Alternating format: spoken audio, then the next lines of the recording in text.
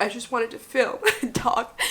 I grew up with my mom, inconsistent. I grew up with a dad that was amazing dad, but like just emotionally did not provide for me in that area. I never get to experience the fullness and joy, and I'm getting emotional, the fullness and joy of relationships, you know. Grew up off and on going to church. Didn't know the real reason why I went to church. I just knew it was something good to do. You might have experienced the same thing too. So I remember in 2015, finally had this beautiful encounter with Jesus, and I raised my hand to give my life to him, and it was the best decision of my life.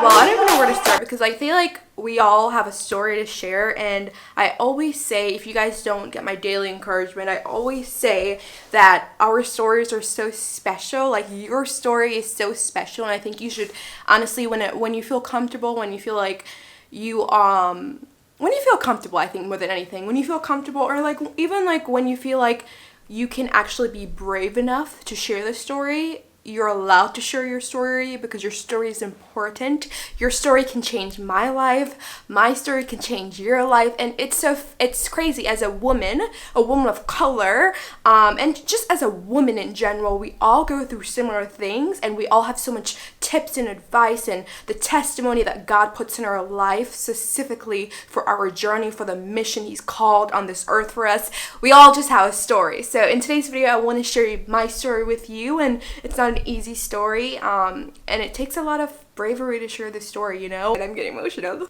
But I absolutely crazy. At times I can be so into my head and like worry, like, am I sharing too much? What do people really think of me?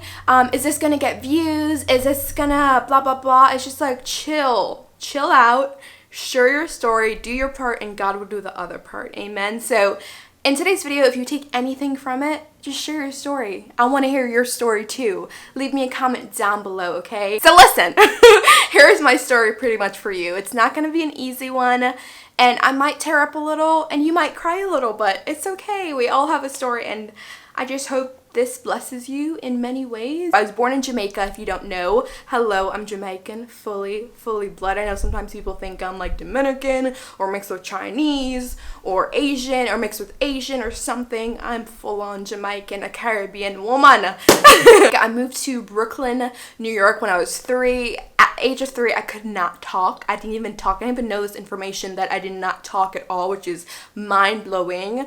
But I didn't talk at all, and when I moved to Brooklyn, I lived with my dad and some family, which I dearly love. They would take me to the hospital every week to learn how to talk. Can you believe, like, I didn't know how to talk at 3 years old? And you might have experienced the same thing, but like, it's mind-blowing that they had to take me to the hospital to learn how to talk. Like, what? It's crazy. Growing up, I grew up mostly with my dad, and I love my dad. If you're Caribbean, a lot of the way your parents know how to provide for you is to make sure you have a home, make sure you have food to eat, make sure you have clothes on your body. Like, that's how they learn how to provide for you. But for me, as a woman, as a daughter of the King of all kings, Jesus, for me, I need more emotion. I wanted more emotion and more intimacy with my dad, I guess you can say, and I grew up without having that, and we would have conversations with my dad about that later on, but it's still a part that can be missing in relationships for me. So I grew up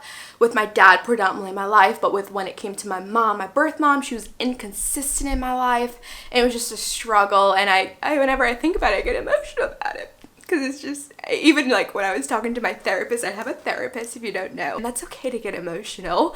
It doesn't mean that, I mean, it's still something I am diving through and learning about. I think that's why I'm so strong about like when I become a mom. I grew up with my mom, inconsistent, and she was in and out of my life. She would promise that she would do stuff, but she wouldn't do it.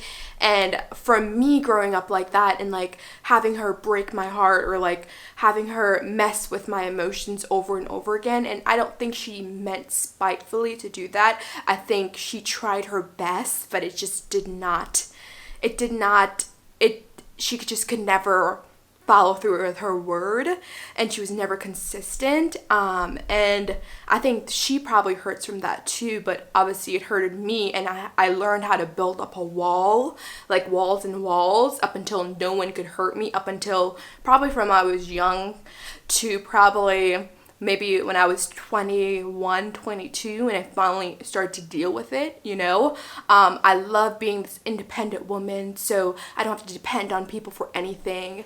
But you know, when you find God, and when God starts putting you people around you to tell you more about yourself, that me building up walls and trying to be independent is a defense mechanism, protect myself. It's like the human protecting myself so I don't get hurt, but it's like I never get to experience the fullness and joy, and I'm getting emotional, the fullness and joy of relationships, you know.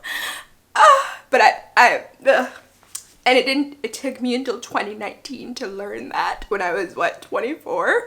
Absolutely crazy. Sorry y'all. Sorry. Super emotional. So I grew up with an inconsistent mom. I grew up with a dad that was amazing dad, but like just emotionally did not provide for me in that area. So like I didn't know fully how to deal with my emotions. And then I had my stepmom, which I absolutely love. She is not even a stepmom, she's a mom. I get emotional about that too. Woo!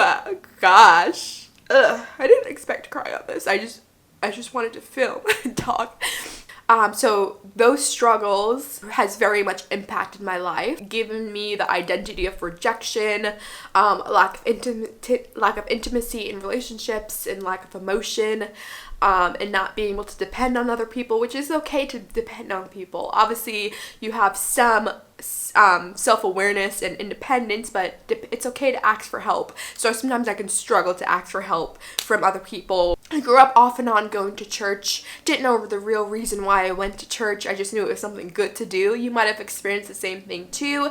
So I remember in 2015 when someone invited me to church, and I love Jasmine so much. Actually, she was just in her wedding and she just got married, and it was so beautiful. Gosh. And then I finally had this beautiful encounter with Jesus, and I raised my hand to give my life to him, and it was the best decision of my life. So gave my life to Jesus in 2015, and honestly God has been unraveling the rejection I've dealt with when I was younger, and the walls I built up when I was younger, and then the lack of emotion that I can have when it comes in friendships and relationships, finding hope, and like through the process of like therapy, which has been greatly so good for my heart. So if you have never experienced therapy, please get yourself a therapist if you can. I think everyone should have a therapist. Everyone. It's so important.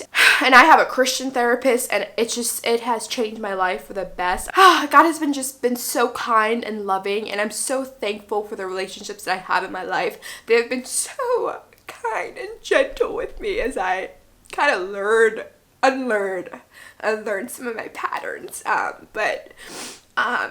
With my testimony so much, really went from rejection to finding hope, lack of intimacy to finding hope, lack of emotion to finding hope, lack of wanting to be in control and being independent and not asking for help, to really getting on my knees and surrendering my life to Jesus, surrendering every area of my life to Jesus. And some days are hard, some days are good, but one thing I love is the hope that I have in the Lord, and I can't do anything but just bawl out to God and trust in him and know that he is good, and proclaiming that more and more daily, even in the season of life right now that we're all experiencing. You might have lost your job, you can't maybe not provide for your family, which is the craziest thing ever, that you have to live in a world that you can't.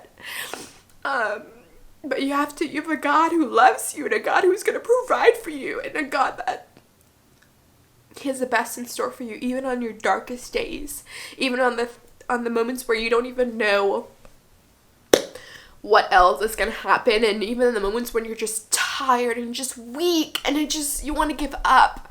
He's got you, honey. He's got you.